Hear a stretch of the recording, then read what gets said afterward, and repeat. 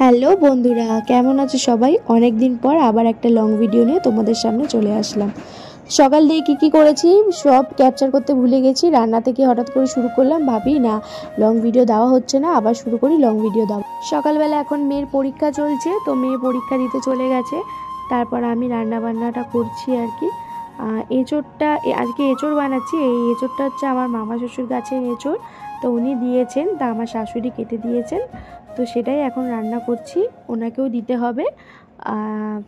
তো অল্প একটু চিংড়ি মাছ এনেছে, তো সেটা দিয়ে করলাম। প্রথমে আমি এঁচোড়টাকে ভেজে নিচ্ছিলাম। এঁচোড়টা আমি সেদ্ধ করে নিয়েছিলাম, ভালো করে সেদ্ধ করার পর তারপর ভেজে নিয়েছিলাম হালকা করে। আর যেমনভাবে করে আর কি, পেঁয়াজ রসুন আদা এরকম দিয়ে যেমনভাবে করে আর কি, সেরকমই করেছিলাম। এই দেখো চিংড়ি মাছ একদমই অল্পই আছে, তো এভাবেই করে নেব। আর আমার শর্ট ভিডিও নিশ্চয়ই তোমরা দেখো, যদি দেখে থাকো অবশ্যই আমার চ্যানেলটা সাবস্ক্রাইব করে দিও, তাহলে খুব খুশি হব আমি। কি করছিস?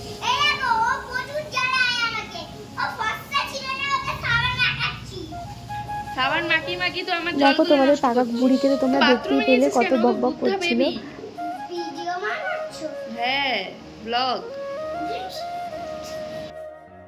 আর দেখো এই পেঁয়াজগুলো আমার বর মাথায় মাখার জন্য এনেছিল, এখনো পর্যন্ত মাথায় মাখা হয়নি, তো হালকা হালকা পচে যাচ্ছিল বলে রোদে দিয়েছিলাম। আর এই দেখো পুদিনা গাছটা কত সুন্দর হয়েছে। কিছুদিন আগে গাছটা একদমই নেতিয়ে গেছিলো, তো এখন আবার সুন্দরভাবে হয়েছে। এই গরমের সময় পুদিনা গাছ থাকলে সত্যি খুব উপকার হয়, কারণ মাঝে মধ্যে তো লেবুর শরবত, তারপর আমের শরবত করা হয়, তো পুদিনা পাতা দিলে ভীষণ রিফ্রেশিং লাগে। তো সেই জন্য পুদিনা গাছটা আরও লাগানো। আমার ভীষণ ভালো লাগে পুদিনা গাছের পাতা দিয়ে কিছু করতে। তো এখানে দেখো আমি আলুটাও ভেজে রেখে দিয়েছি। এবার মশলা করে যেমনভাবে আর কি এঁচোড় রান্না করে সেরকমভাবে এঁচোড় রান্না করব। এঁচোড়ের রেসিপিটা যদি দেখতে চাও অবশ্যই কমেন্ট বক্সে জানিও। আর এখানে দেখো তোমাদের পাকা বুড়ি এসছে টমেটো খাওয়ার জন্য, তো টমেটোটা একটু ধুয়ে নিয়ে এবার খাওয়া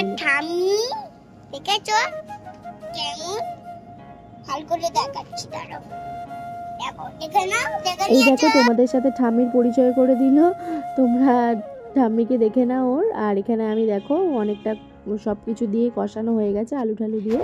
এবার এঁচোড়টাও দিয়ে ভালো করে কষিয়ে নিচ্ছিলাম। আজকে আর বেশি কিছু করিনি, এঁচোড়টা করতেই এতটা সময় নিয়ে নিয়েছিল, সেই জন্য আমি আর কিছু করতে পারিনি। এই এঁচোড় আর ভাতটাই করেছি।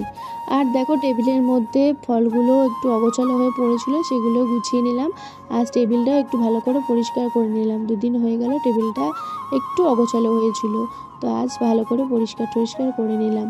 আর এদিকে দেখো এসব করতে করতে আমার রান্নাটাও হয়ে গেছিলো। আর রান্না হয়ে যাওয়ার পর একেবার আমি বাটিতে সব ঢেলেও নিলাম। ঢেলে এবার সব জায়গায় টিফিন বক্সে ভরে নিলাম, মামাকে যেহেতু দিতে হবে, মামা শ্বশুরকে। আর দেখো এখানে কিছুটা আমাদের জন্য বেড়ে নিলাম।